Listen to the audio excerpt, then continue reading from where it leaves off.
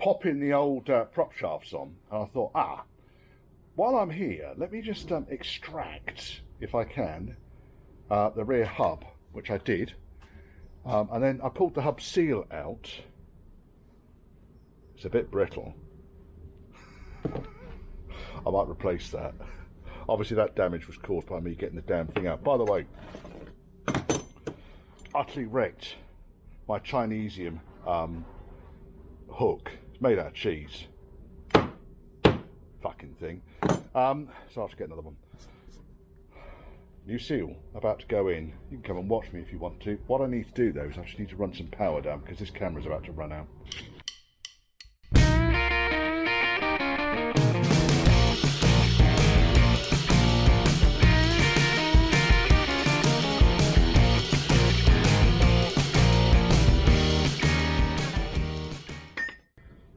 Because you've got the shaft coming out of the diff, you can't use your conventional kind of mechanism for popping these in.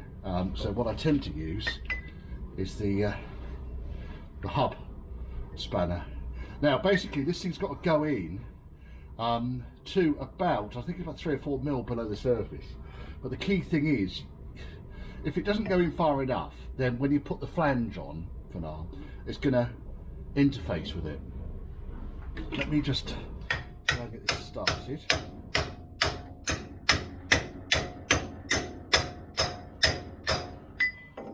Going in.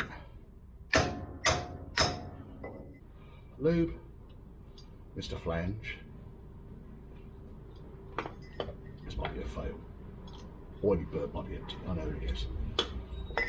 So I'm just putting a load of oil around the inputs. It can then go in.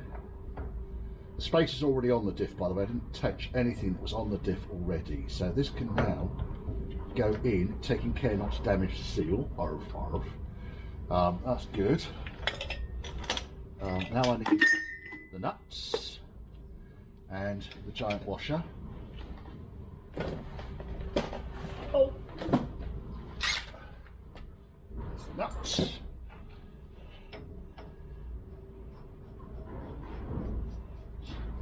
I need to torque this bastard up, but not easy, so I'm just going to do it up to Range Rover 50. Which is about that. You want to know what torque it is. Fucking tight. Now, there is a split pin that goes through this as well. You know what's happened there, don't you? The nuts might have been a bit grubby. The socket's stuck on it. Oh, you bastard.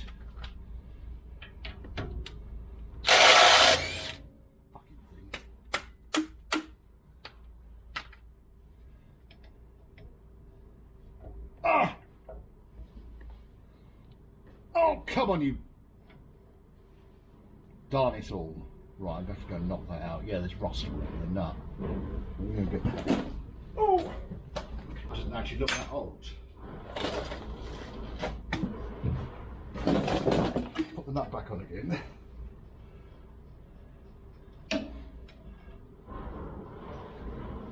Torque it up.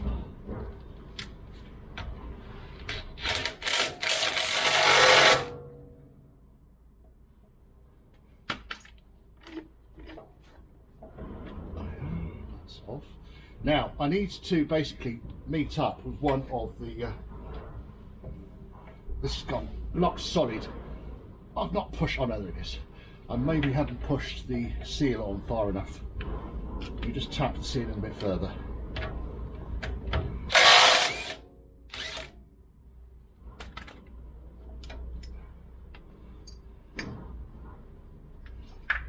Where's my hammer? You.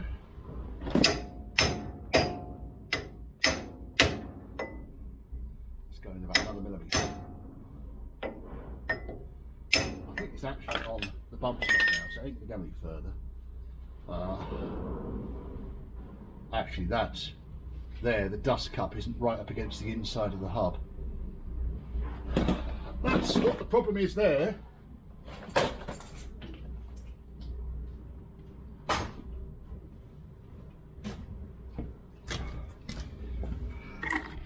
Bring you up to the bench. clank, clank, fucking clank.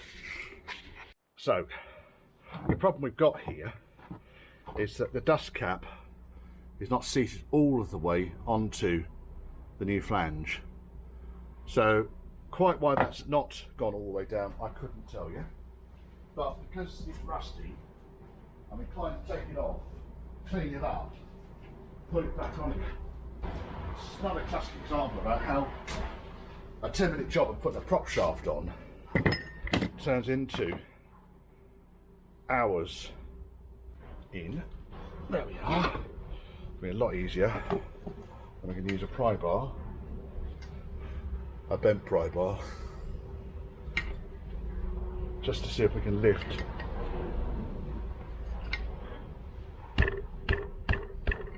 this is not coming off, which is probably why the fucking thing goes. Bit of reshaping required on that. But it's no good if that's not on properly. Right, now we've done that, clean the edges.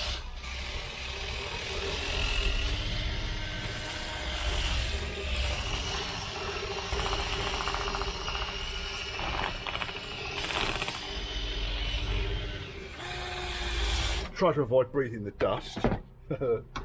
Oh! There's still quite a lot of shit around the bottom edge of that. More than I would anticipate. Might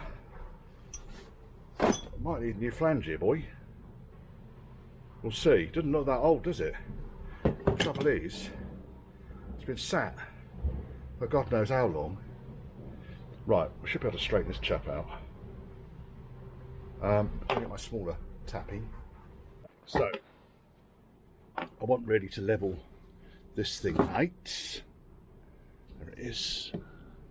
Nice bit of steel.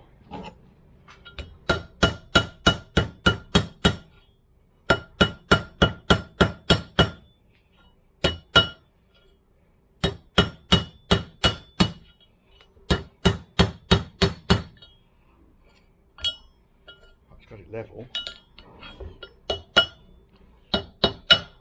If this doesn't work, I'll salvage one off another flange.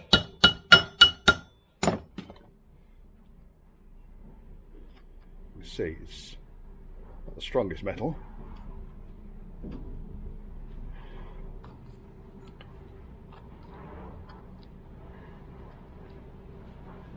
It's this face, it's the most important face, because that's the face that sits on the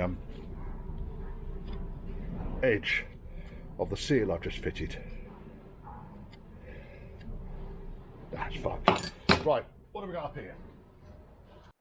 Right, I've got a complete flange here with a more than serviceable dust cap on it. So, do I take this off and put that flange on there? The reason it looks different, by the way, is because the washer's still in there. That can come out. These 4-teeth ones don't tend to wear as badly, or might wear more badly, I don't know.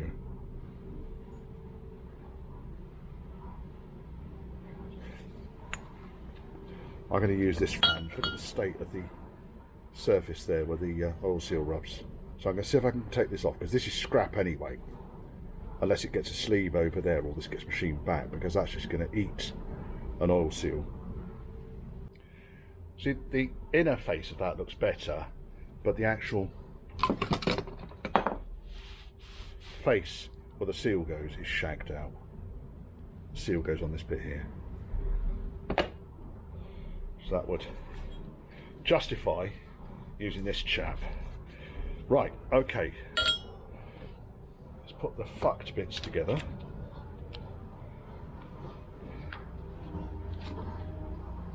I can go over there. A little bit of rust on that. Nothing serious.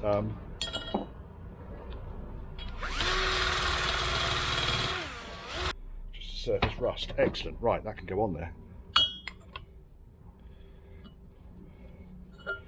What I'll do is I'll use the same method to pop this back on.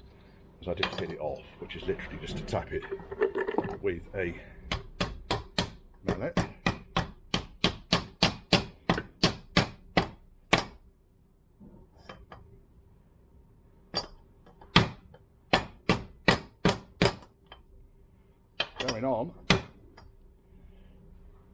Going on. It's almost home.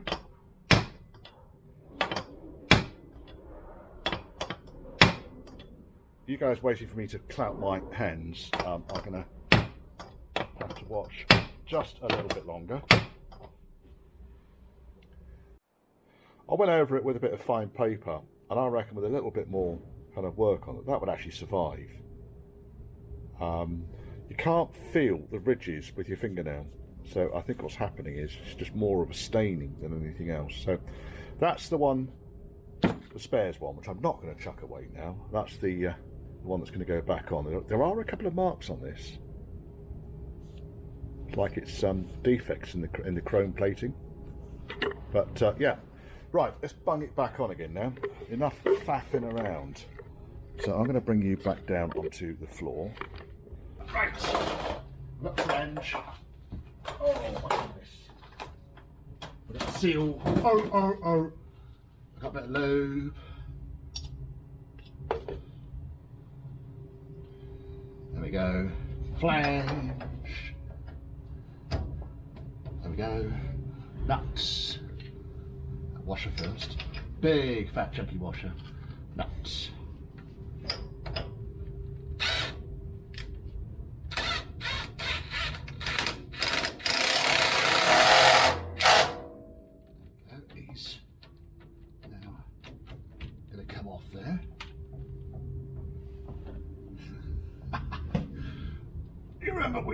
We were here about half an hour ago. Twat.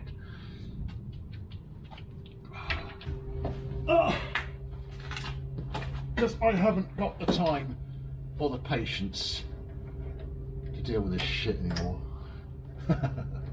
Right, now.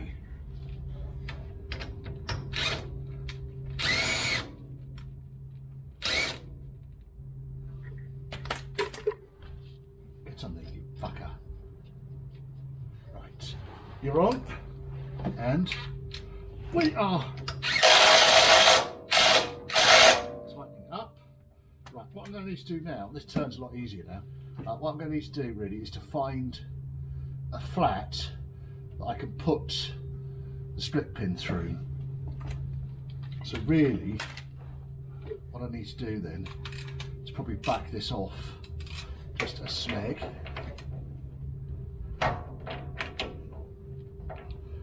Oh, for fuck's sake. Oh, that one lines up. Our split pin hole lines up there. That's good. Right, okay, so I don't need to loosen it off at all. Split pins.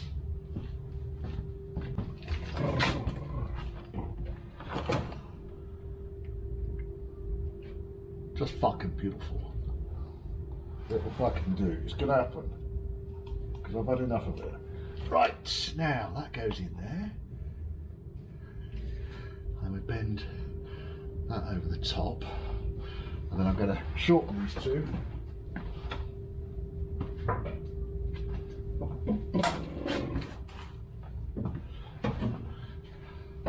So just shorten that one.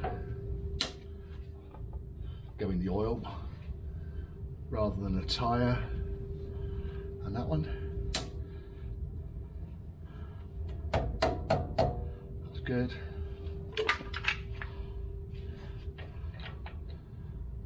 That's going to go in there. That's good. Right, now prop shaft. A long fucking last. Now prop shaft has two different widths, diameters, distances between the two. Oh, why are we so struggling to turn? Right, we are turning. It's got two different distances between the four flange bolt holes. I don't know what you're talking about, Richard. Do you know what you're talking about, Richard? I don't think you do. Right, that's there. Right, okay, let's get a bolt through. So it only goes on in two different ways. Just fucking chunter it now, aren't you? Chunter, fucking chunter.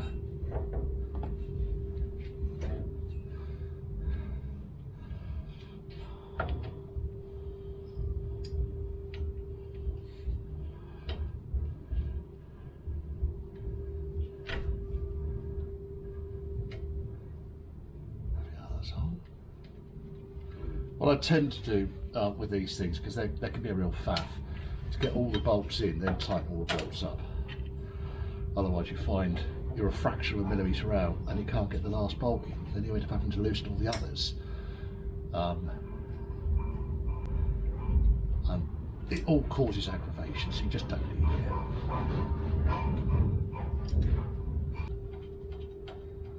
It's not bad, now and a quarter to put a prop shaft on, is it, folks? That's horrific. Right.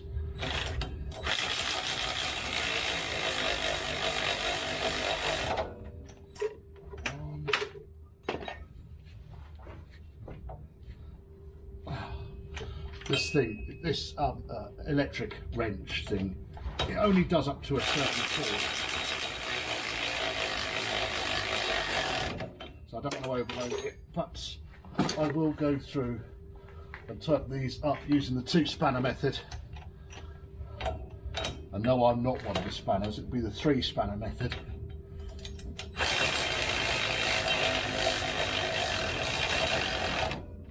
Right, and last one.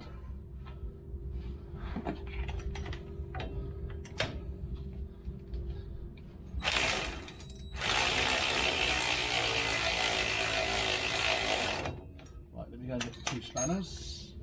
Got one. Oh,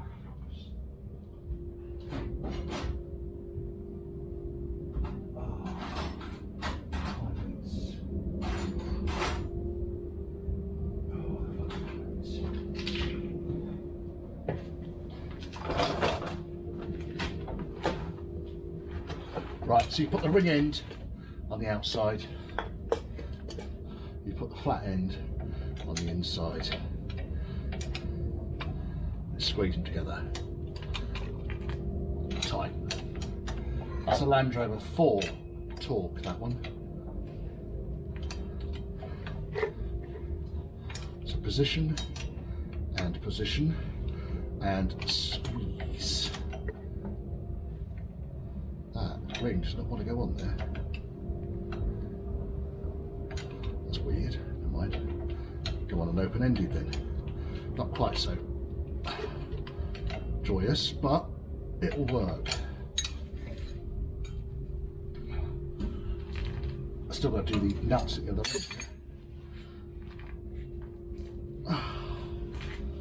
So here you can see the joy. Just one brief segment of joy in my life.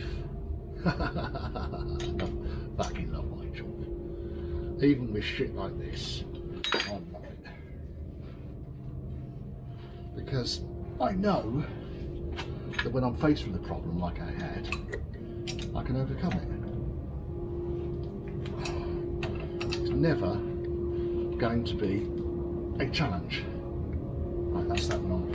Okay, I think that's enough filming of this. I'm going to do the front prop, front output seal, and get these 2 props on, get the steering off. I'm going to start putting this back axle apart. Now, one thing I have noticed, this is all looks like orange polybush on this car, which is,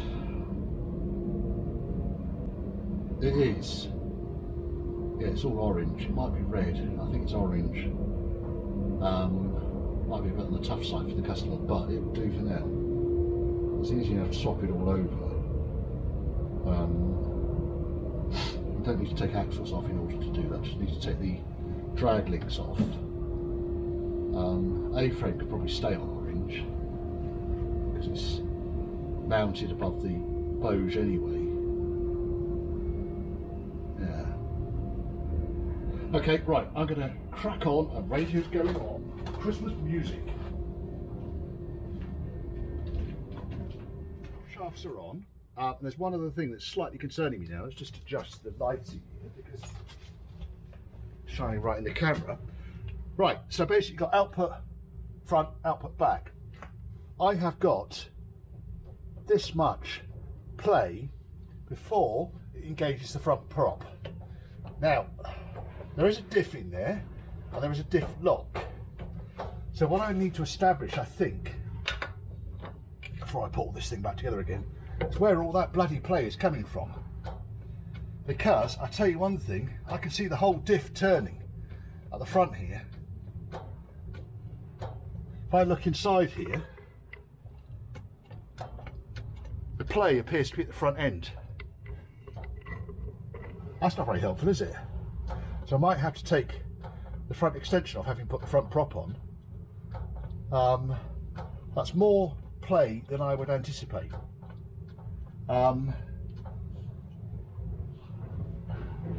Yeah, I think is the answer there. Right, so with a bit more light on the subject, I think what I'm going to do is I'm going to take off the selector plate on the side here.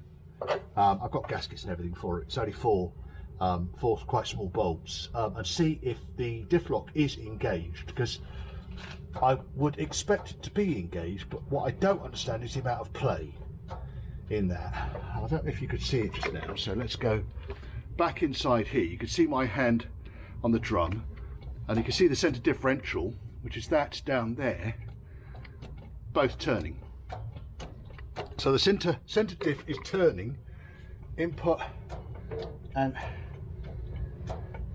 constant mesh. Is there play actually in the diff? There's something gone wrong. Yeah, right. Oh, for fuck's sake. That one out. Let's get to this one though.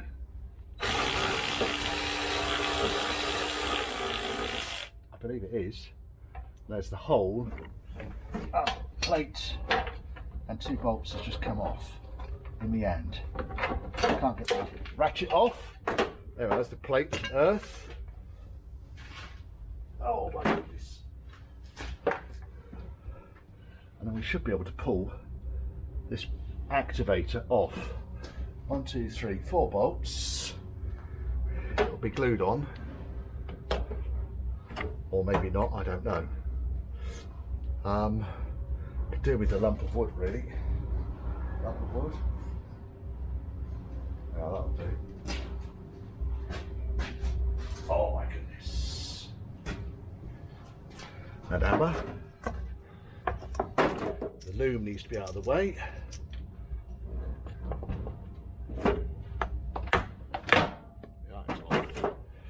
Right. So this is the selector fork for the diff lock. Okay, one selector fork. Is it? I couldn't tell you whether that was engaged or not. However, I've got the detent spring and the ball is in there. Now, the phone's been going fairly constantly today. Right, now, so what I basically see in here now, you can't see the selector ring, and I can move the selector ring back and forth, and right, so that is out of here now. So basically I've just knocked, see it was kind of in 4-wheel drive, so I've knocked the selector out, and you can see the front prop shaft is no longer turning, hopefully. And I'm going to knock the selector in. I'm going to hold the selector in.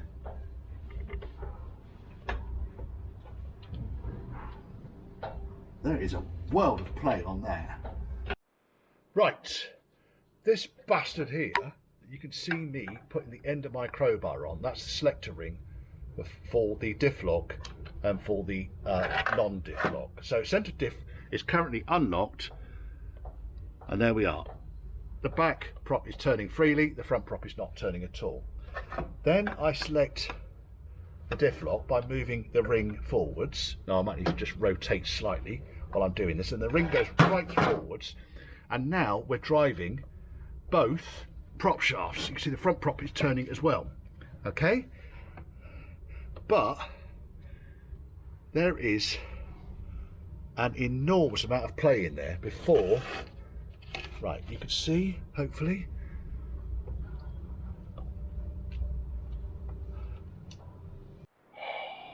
All of this is to put the prop shafts on. Now, I've taken the front prop off from the transfer box. I just stood it there on my number 3 Land Rover special tool. I'm still getting enormous amounts of end float. You can see I'm able to turn this nearly quarter of a turn before the brake drum starts to turn. There's a reason for that. I'm fearing it's the differential in the middle here that's got that much backlash in it. The other thing that I found is I can't select both sets of gears. So there's high range, neutral. Oh, didn't quite go into low range. So then I started looking at this in here. It's not even fucking... Oh, anyway, I'll get that sorted out in a minute. I'll go over how to set the lever up. That's really not difficult. So I'm carrying on with taking this front cover off because I want to establish whether there's a fault in the front cover on the gear, because basically the front cover is set. Well, let me get it off and I'll show you. So this is where I think the problem is. I'm going to probably get the shaft out of the put new fucking oil seal in there, haven't I? Have I got another shaft? No, I haven't got another shaft.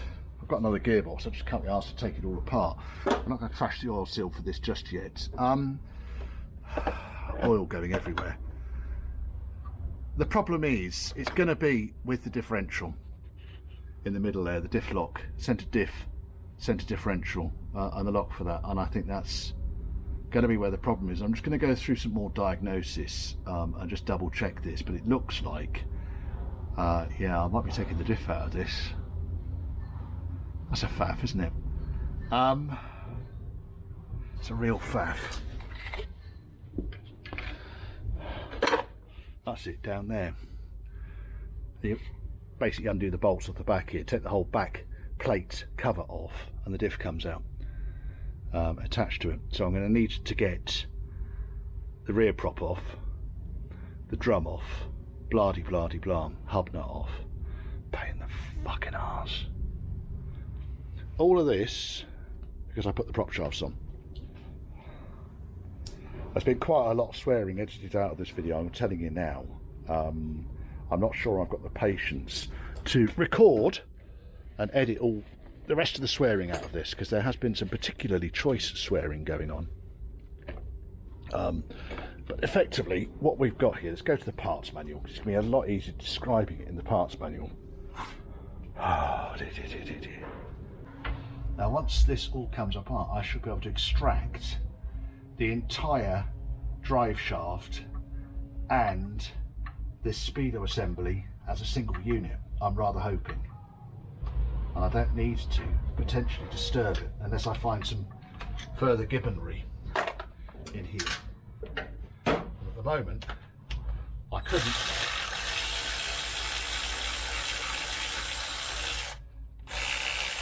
guarantee one way or the other how much gibbonry we're going to find in here. Oh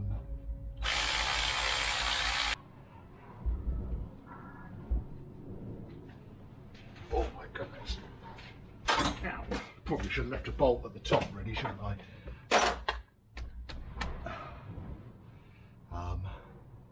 Mr. Tappy. There's Mr. Tappy. Break the gasket seal. Right, and this then comes out. Okay, it's exactly the same scenario. You've got a drive shaft, okay, and the mechanism that goes around it, so let's just pop that back on there for a minute. And then in the middle here, we've got the differential. So here comes the diff. And a load of oil. Right, let's go over to the bench. Make a fucking great mess. Bit late really, but I could put the, still dribbling, put the drip tray underneath there. Even though I drained the transfer box, it's obviously Still got enough in there. It's going to make a mess. Right, and then what we then got is the drive gear and the bearing, which sit in there. So they can go in the box there for a minute. There should be nothing else in there, apart from some fairly heavy duty gloop. Quite heavy duty gloop though.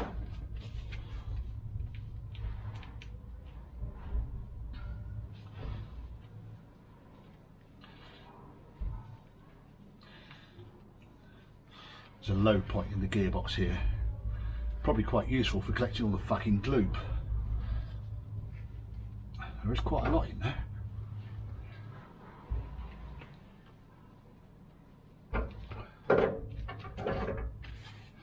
Right, that's that cleaned out.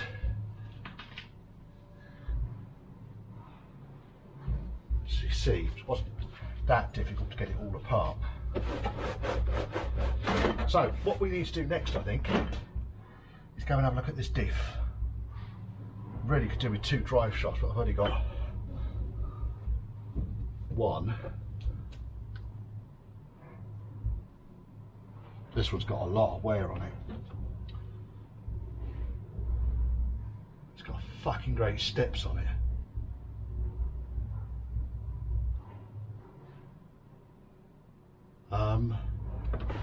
Show you what I mean. Oh my goodness. So what I'm doing is I'm looking here at the splines. Can you see the wear on there?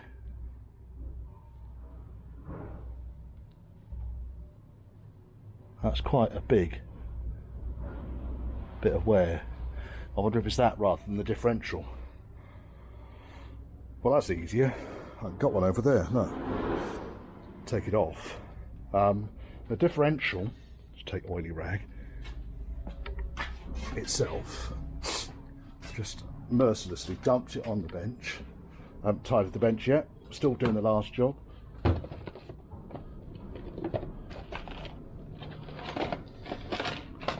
Go there, go there, and go there. Tidying there, go there.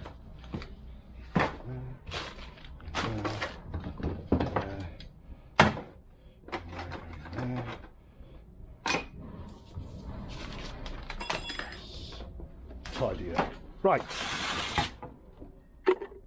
1 differential, 1 centre diff. So this thing operates in exactly the same way as a axle diff. In that you've got your crown wheel, and inside here you've got a pinion, sorry, sun and planet wheels inside here. But that shaft, or the play on that shaft, was quite excessive. I don't want to start pulling bearings off unless I have to, so this lot I need to keep clean. One thing that does happen on these, by the way, I've heard these bolts come loose.